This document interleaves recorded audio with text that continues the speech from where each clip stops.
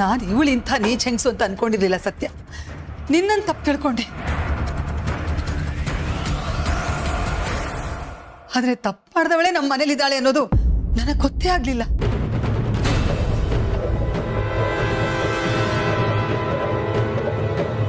ಇನ್ನು ಇವಳು ಈ ಮನೇಲಿ ಇರಬಾರ್ದು ಅಷ್ಟೇ.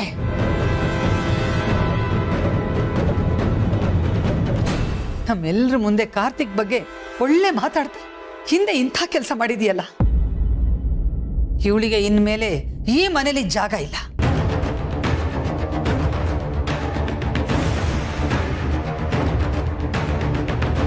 ಅಮ್ಮ ಅಮ್ಮ ಪ್ಲೀಸ್ ಅಮ್ಮ, ನಾನು ಎಲ್ಲೂ ಹೋಗಲ್ಲ ಅಮ್ಮ. ಅಪ್ಪ ಪ್ಲೀಸ್ ಅಪ್ಪ, ನೀವಾದ್ರೂ ಅಮ್ಮಂಗೆ ಹೇಳಿ ಅಪ್ಪ. ಕಾರ್ತಿಕ್ ಪ್ಲೀಸ್ ಕಣೋ, ನೀನಾದ್ರೂ ಅಮ್ಮಂಗೆ ಹೇಳೋ. ಸತ್ಯ, ಯಾಕೋ ಇವಳು ಗಲಾಟೆ ಜಾಸ್ತಿ ಆಗ್ತಾ ಇದೆ. ಒದ್ದು ಆಚೆ ಹಾಕೋ ಇವಳನ್ನ. ಇಲ್ಲ ಅತ್ತೆ, ಅದ್ರ ಅವಶ್ಯಕತೆ ಇಲ್ಲ. ಯಾಕೆ ಸತ್ಯ? ಕಾನೂನು ದೇವ್ರು ಇದ್ದ ಹಾಗೆ, ಅದ್ರ ಕಣ್ಣಿಗೆ ಮಣ್ಣೆರ್ಚೋದಕ್ಕಾಗಲ್ಲ. ಇವಳಿಗೆ ಕಾನೂನು ರೀತಿಯಾಗಿ ಯಾವ ಶಿಕ್ಷೆ ಆಗ್ಬೇಕೋ ಅದೇ ಆಗತ್ತೆ. ಹಾಗಾಗೋದು ನ್ಯಾಯ ಕೂಡ. ಆಚೆ ಹಾಕಿದ್ರೆ 4 ದಿನ ಅಳ್ತಾಳೆ, ಆಮೇಲೆ 5ನೇ ದಿನ ಅದೇ ಚಾಳಿ ಶುರು ಆಗುತ್ತೆ. ಮತ್ತೆ ಇವಳಿಂದ ಇನ್ಯಾರಿಗೂ ತೊಂದರೆ ಆಗೋದು ಬೇಡ. ರಾಯ್ರೆ, ನಾನು ಹೇಳ್ತಿರೋದು ಸರಿ ಇದೆ ಅಲ್ವಾ? ನೀನೇನೇ ಮಾಡಿದ್ರು ಸರಿ ತಪ್ಪುಗಳನ್ನ ತೂಗಿ ಸರಿಯಾದ ಹೆಜ್ಜೆ ಇಡ್ತೀಯ ಅಂತ ನನಗೆ ನಂಬಿಕೆ ಇದೆಯಮ್ಮ. ನಿನ್ನ ಮನಸ್ಸಿಗೆ ಹೇಗೆ ತೋಚುತ್ತೋ ಹಾಗೆ ಮಾಡು. ನನ್ನ ಸಪೋರ್ಟ್ ಯಾವಾಗಲೂ ನಿನಗಿದ್ದೇ ಇರುತ್ತೆ.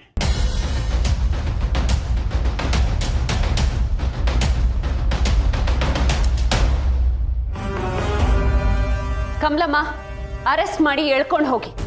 ಕಂಬಿ ಹಿಂದೆ ಇದ್ರೆ ತಪ್ಪು ಮಾಡಬಾರ್ದು ಅನ್ನೋದು ಅರ್ಥ ಆಗತ್ತಾ ನೋಡೋಣ. ಅಮ್ಮ ಅಮ್ಮ ಪ್ಲೀಸ್ ಅಮ್ಮ. ಅಮ್ಮ ಐ ಆಮ್ ಸಾರಿ ಅಮ್ಮ, ತಪ್ಪು ಮಾಡ್ಬಿಟ್ಟೆ. ಪ್ಲೀಸ್ ನನಗೆ ಕ್ಷಮಿಸು ಅಮ್ಮ. ಪ್ಲೀಸ್ ಅಮ್ಮ, ನನ್ನ ಜೈಲಿಗೆ ಕಳಿಸ್ಬೇಡ ಅಮ್ಮ. ಐ ಆಮ್ ರಿಯಲಿ ಸಾರಿ ಅಮ್ಮ. ಪ್ಲೀಸ್ ಅಮ್ಮ. ಬಿಡು ನನ್ನ ಕಾಲ್ನ.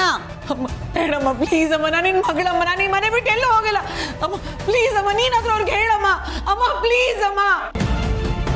ಸರ್ ಮೇಡಮ್, ಹೇಳ್ಕೊಂಡು ಹೋಗಿ ಇವಳನ್ನ. ಇಂಥ ಮನೆ ಹಾಳಿ ನಮ್ಮ ಮನೇಲಿ ಇರೋದು ಬೇಕಾಗಿಲ್ಲ. ಹೇಳ್ಕೊಂಡು ಹೋಗಿ.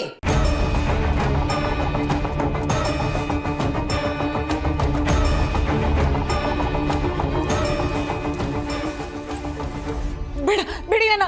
ಅಮ್ಮ ಪ್ಲೀಸ್ ಅಮ್ಮ, ಬೇಡ ಅಂತ ಹೇಳಮ್ಮ. ನನ್ಗೆ ಕ್ಷಮಿಸಮ್ಮ ಅಮ್ಮ. ಪ್ಲೀಸ್ ಅಮ್ಮ, ನಾನು ಎಲ್ಲೂ ಹೋಗಲ್ಲ ಅಮ್ಮ. ಅಮ್ಮ ಅಮ್ಮ ಪ್ಲೀಸ್ ಅಮ್ಮ.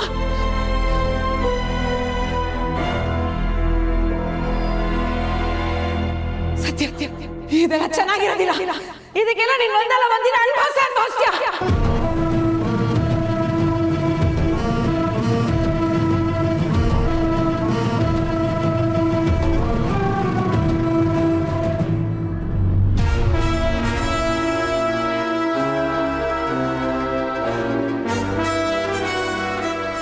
ಎಲ್ಲಿ ನೀನೇ ಕಂಟಕ ಆಗ್ಬಿಡ್ತೀಯ ಅನ್ಕೊಂಡಿದ್ದೆ ಸತ್ಯ. ಆದರೆ ಎಲ್ಲ ಕಂಟಕಗಳನ್ನ ದೂರ ಮಾಡೋ ಶಕ್ತಿ ಆಗ್ತೀಯ ಅಂತ ನಾನು ಅನ್ಕೊಂಡೇ ಇರಲಿಲ್ಲ.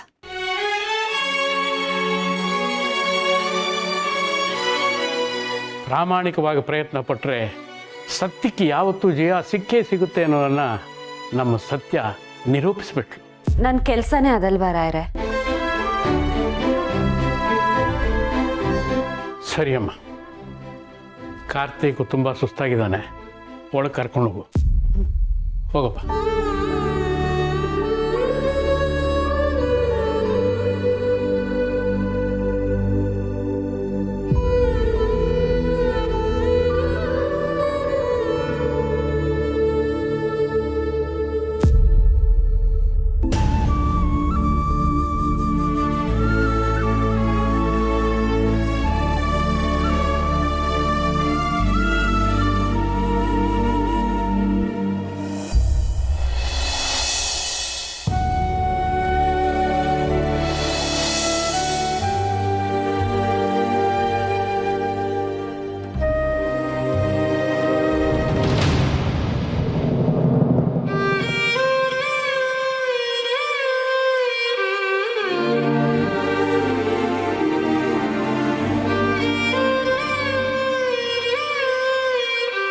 ಮಾ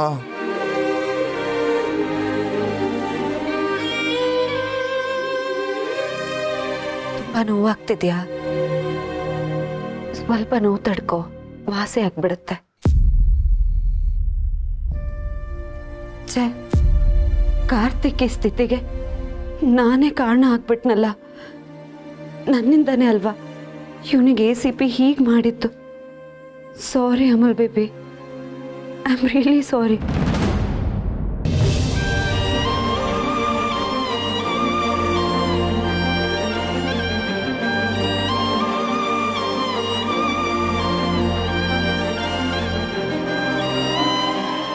ಸತ್ಯ, ಅಳ್ತಿದ್ಯಾ?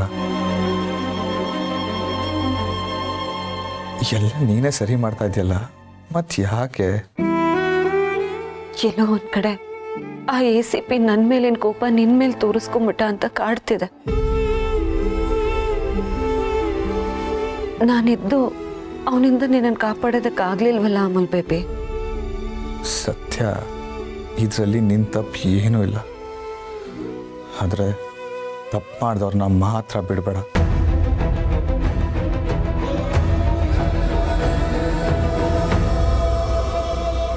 ಅಂದ್ರೆ ಈಗ ನಾನೇನು ಮಾಡಲಿ ಅಂತೀಯ? ನೀನು ಹಳೆ ಸ್ಟೈಲ್ ಏನು ಅಂತ ಒಂದು ಸತಿ ತೋರಿಸು. ಸ್ವಲ್ಪ ಬಿಸಿ ಮುಟ್ಟಿದ್ರೆ ನಿನ್ನ ತಂಟೆಗೆ ಬರೋಕ್ಕಿಂತ ಮುಂಚೆ 1000 ಸತಿ ಯೋಚನೆ ಮಾಡ್ತಾನೆ. ನಾನು ಮೊದಲಿನ ಸತ್ಯ ಆಗಿದ್ದಿದ್ರೆ ಯಾವಾಗಲೂ ಆ ಕೆಲಸ ಮಾಡ್ತಿದ್ದೆ. ಈಗ ನಾನು ಆ ಕೆಲಸ ಮಾಡೋದಕ್ಕಾಗಲ್ಲ ಅಮುಲ್ ಬೇಬಿ. ತಲೆ ಕೆಡ್ಸ್ಕೊಂಬೇಡ ಸತ್ಯ. ನೀನಲ್ಲ ಅಂದರೂ ಬೇರೆಯವ್ರ ಕಡೆಯಿಂದ ಆ ಭಗವಂತ ಅವನು ಕೊಡಬೇಕಾಗಿರೋ ಬೆಟ್ಟನ ಕೊಟ್ಟೆ ಕೊಡ್ತಾನೆ. ಕರ್ಮದಿಂದ ಯಾರೂ ತಪ್ಪಿಸ್ಕೊಳಕ್ಕಾಗಲ್ಲ. ಆದರೂ ನನಗೆ ಮೊದಲು ನೀನು ಈ ಥರ ಗಿಲ್ಟ್ ಮಾಡ್ಕೊಳ್ಳೋದನ್ನ ಬಿಟ್ಬಿಡು. ಆಗಿದ್ದಾಗೋಯ್ತು. ನೀನು ಈ ಥರ ಫೀಲ್ ಮಾಡ್ಕೊಂಡ್ರೆ ನನಗೆ ನೋವಾಗುತ್ತೆ. ಇಲ್ಲ, ನಾನು ಬೇಜಾರು ಮಾಡ್ಕೊಳ್ಳಲ್ಲ.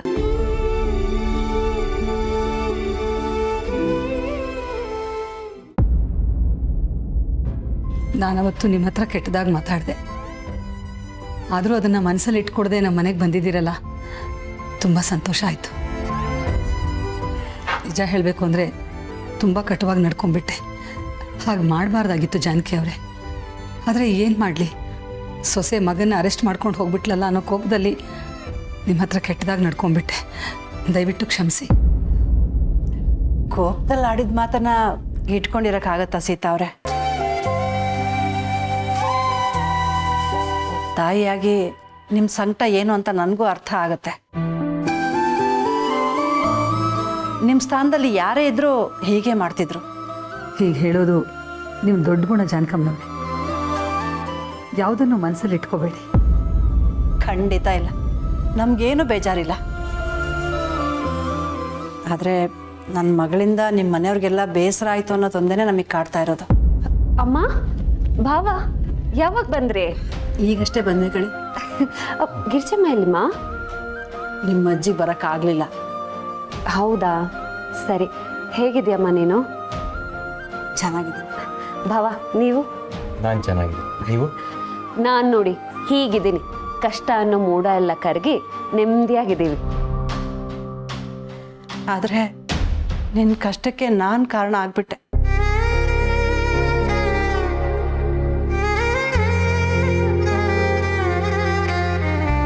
ತಪ್ಪು ಮಾಡ್ಬಿಟ್ಟೆ ಕಣೆ ಸತ್ಯ. ನಿನ್ನ ನಮ್ದೆ ರಾಜೀನಾಮೆ ಕೇಳಿ. ಅಯ್ಯೋ ಅಮ್ಮ, ಆಗಿರೋದನ್ನ ಮಾತಾಡ್ತಾ ಯಾಕೆ ಬೇಜಾರು ಮಾಡ್ಕೋತೀಯ? ಅಷ್ಟಕ್ಕೂ ನಿನ್ನ ನಮ್ಮ ನಿನಗೆ ನನ್ಗೊಂದು ಮಾತು ಹೇಳೋ ಅಧಿಕಾರ ಇರಲ್ವಾ? ಕೆಲವೊಂದ್ಸಾರಿ ನಿನ್ನಷ್ಟು ದೊಡ್ಡ ಮನಸ್ಸು ನನ್ಗಿಲ್ವೇನೋ ಅಂತ ಅನ್ಸುತ್ತೆ. ಅದು ಬಿಡಮ್ಮ, ನಿನ್ನಿಂದ ನಾನು ಬೇರಿಲ್ದೆ ಮರ ಇರತ್ತಾ?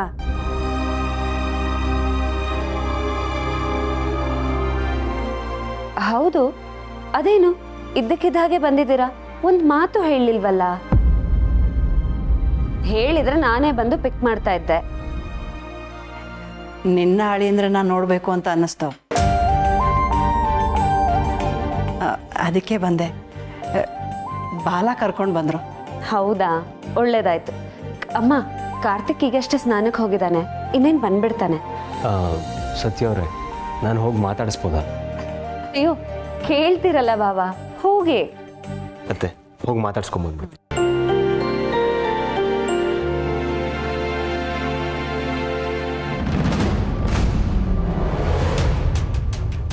ಅತ್ತೆ ಅಮ್ಮ, ಒಂದು ನಿಮಿಷ ಮಾತಾಡ್ತೀರಿ? ನಾನು ಈಗ ಬಂದೆ.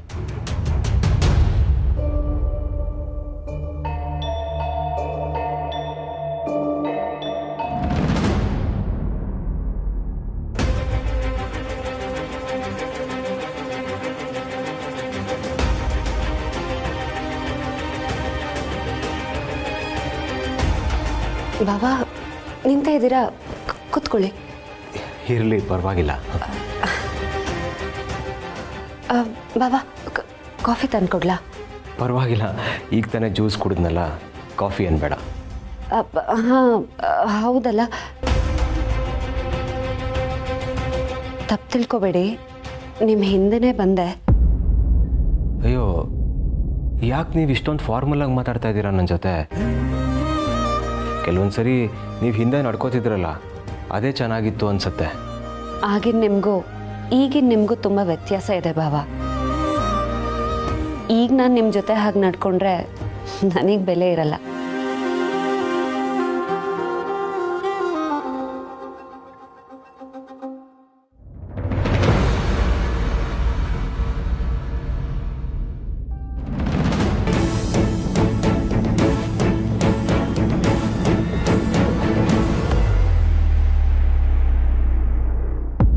ಕಾರ್ತಿಕ್ ಅವರೇ, ಬಾಲಾ,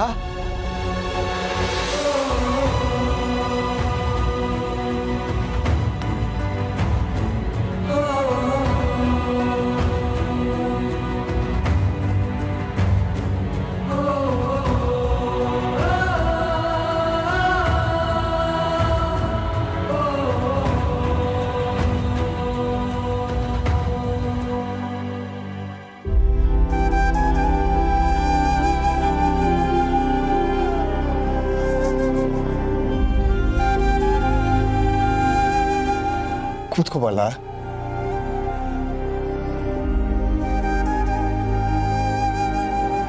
ಯಾವಾಗ ಬಂದೆ ಗೆಳೆಯ? ಈಗ ತಾನೇ ಬಂದೆ. ನಾನು ಅತ್ತೆ ನಿಮ್ಮನ್ನು ನೋಡೋಕ್ಕೆ ಅಂತಾನೆ ಬಂದ್ವಿ.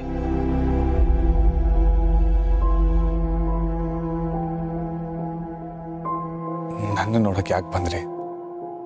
ನಾನು ಯಾವ ಗನಂದಾರಿ ಕೆಲಸ ಮಾಡಿದ್ದೀನಿ ಅಂತ? ನಿಮ್ಮ ವಿಚಾರದಲ್ಲಿ ತಪ್ಪು ನಡೆದು ಬಿಡ್ತಲ್ಲ ಕಾರ್ತಿಕ್ ಅವರೇ.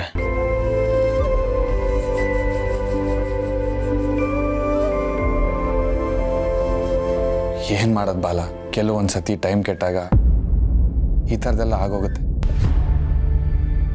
ಪರವಾಗಿಲ್ಲ, ಜೈಲಲ್ಲಿ ಹೇಗಿರುತ್ತೆ ಅಂತ ಒಂದು ಎಕ್ಸ್ಪೀರಿಯನ್ಸ್ ಆಯಿತು.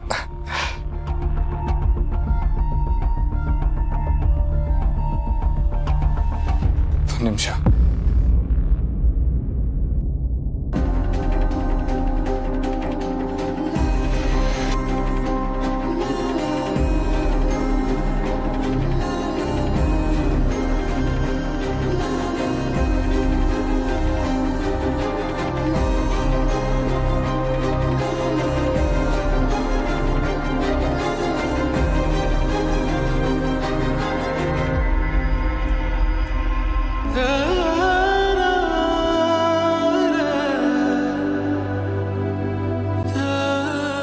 ಇರಿ ಇರಿ ಇರಿ.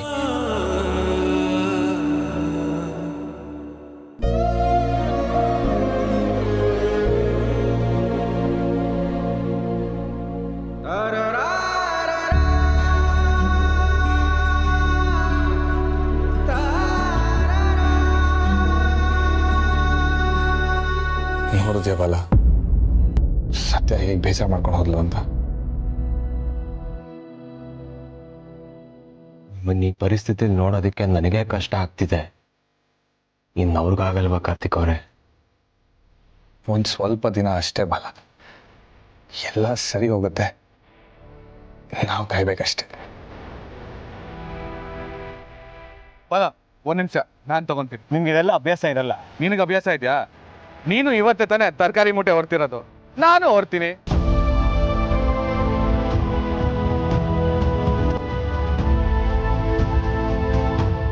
ಬಾಲ, ನಿನಗೆ ಯಾವಾಗ ಹೆಲ್ಪ್ ಬೇಕೋ ಕೇಳು, ನಾನು ಬರ್ತೀನಿ. ನನ್ನ ಕಷ್ಟದಲ್ಲಿ ಸಹಾಯ ಮಾಡಿದ ಕೈಗಳಿದು, ಈಗ ಈ ಥರ ನೋಡೋ ಹಂಗಾಯ್ತಲ್ಲ. ಬಾಲ, ನೀನು ಶುರು ಮಾಡ್ಕೊಂಡ್ಯಾ? ನಾನೇನು ಪರ್ಮನೆಂಟ್ ಆಗಿ ಇದೇ ಥರ ಇರ್ತೀನ?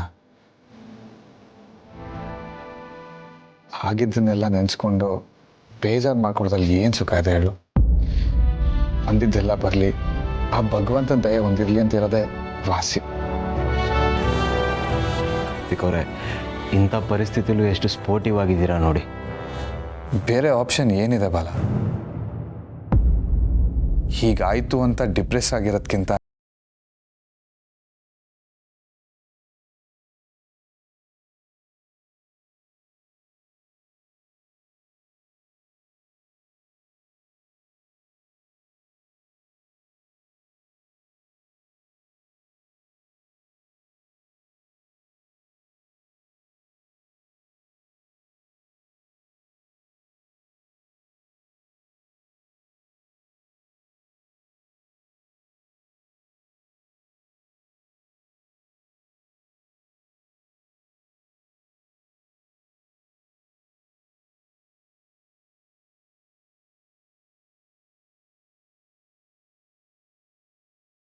ಮತ್ತೆ ಕೆಳಗಡೆ ಕಾಯ್ತಾ ಇದ್ದಾರೆ, ನಾನೇ ಕರ್ಕೊಂಡು ಹೋಗ್ತೀನಿ, ಬನ್ನಿ.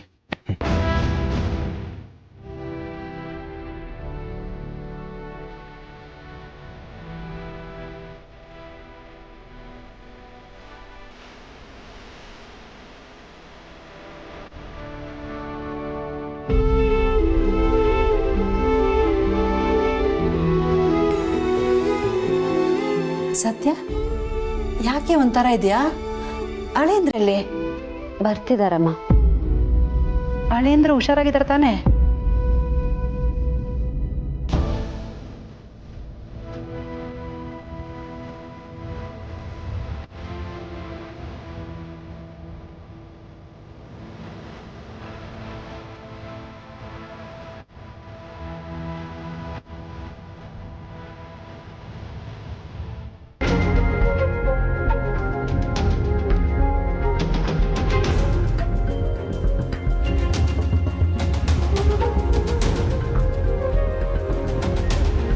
ಅಳೇಂದ್ರೆ, ನಿಮಗೆ ನಡೆಯೋಕ್ಕೆ ಆಗ್ತಿಲ್ಲ?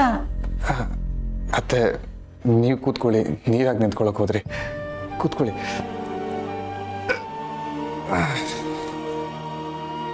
ಸತ್ಯ, ಏನೇ ಇದು? ಅತ್ತೆ, ನನ್ನ ಗಾಯಗಳೆಲ್ಲ ವಾಸಿ ಆಗೋಕ್ಕೆ ಸ್ವಲ್ಪ ಟೈಮ್ ಹಿಡಿಯುತ್ತೆ. ನಾನು ಸರಿ ಹೋಗ್ತೀನಿ. ನೀವು ಈ ಥರ ಗಾಬರಿ ಆದರೆ ನನ್ನ ನೋವು ಇನ್ನೂ ಜಾಸ್ತಿ ಆಗುತ್ತಲ್ವ? ಅಲ್ಲಪ್ಪ, ಸುಮ್ಮನೆ ನಿಮ್ಗೆ ಈ ಥರ ಆಗೋಗ್ಬಿಡ್ತಲ್ಲ. ನನಗೂ ಅದೇ ಕೊರಗು ಜಾನಕಿ ಅವರೇ.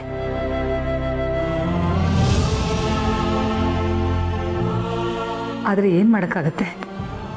ಸತ್ಯ ಗೆಲ್ಲಬೇಕು ಅಂದರೆ ಕೆಲವು ಸಲ ಅಮಾಯಕರು ಶಿಕ್ಷೆ ಅನುಭವಿಸ್ಬೇಕಾಗತ್ತೆ.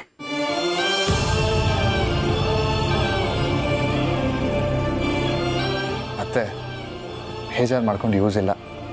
ಅದನ್ನೆಲ್ಲ ಬಿಡಿ. ನೀವು ಹೇಗಿದ್ದೀರಾ? ನಿಮ್ಮ ಜೊತೆ ಅಜ್ಜಿನೂ ಕರ್ಕೊಂಬರ್ಬೇಕಾಗಿತ್ತು. ಅವ್ರು ಬರಬೇಕು ಅಂತಾನೆ ಇದ್ರು, ಆದರೆ ಏನು ಮಾಡೋದು, ವಯಸ್ಸಾಯ್ತಲ್ಲ.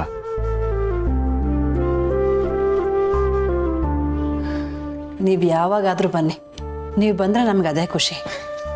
ಮತ್ತು ಇನ್ನೊಂದು ವಿಷಯ, ನನಗೆ ಗೊತ್ತು ನಿಮಗೆ ಸತ್ಯನ ಮೇಲೆ ತುಂಬ ಕೋಪ ಬಂದಿದೆ ಅಂತ.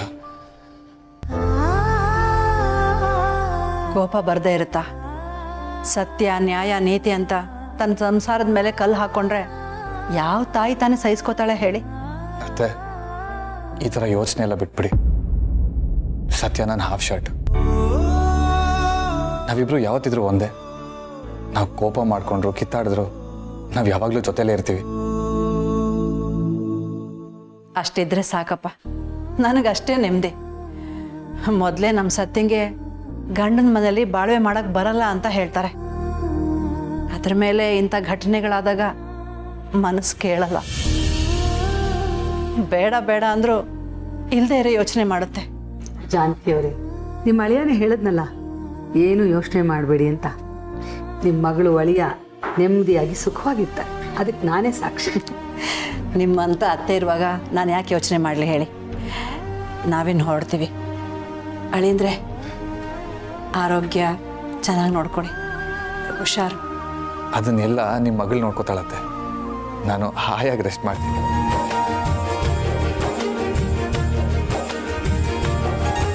ಸೀತಾ ಅವ್ರೆ, ನಾವಿನ್ನು ಬರ್ತೀವಿ.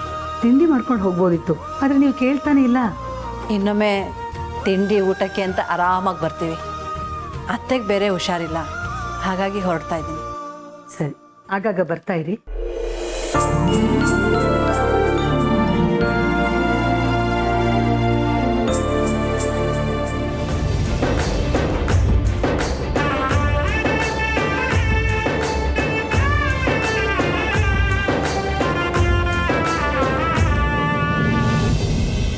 ಸತ್ಯ ಅವರೇ, ನಿಮ್ಮ ಹತ್ರ ಸ್ವಲ್ಪ ಮಾತಾಡಬೇಕು.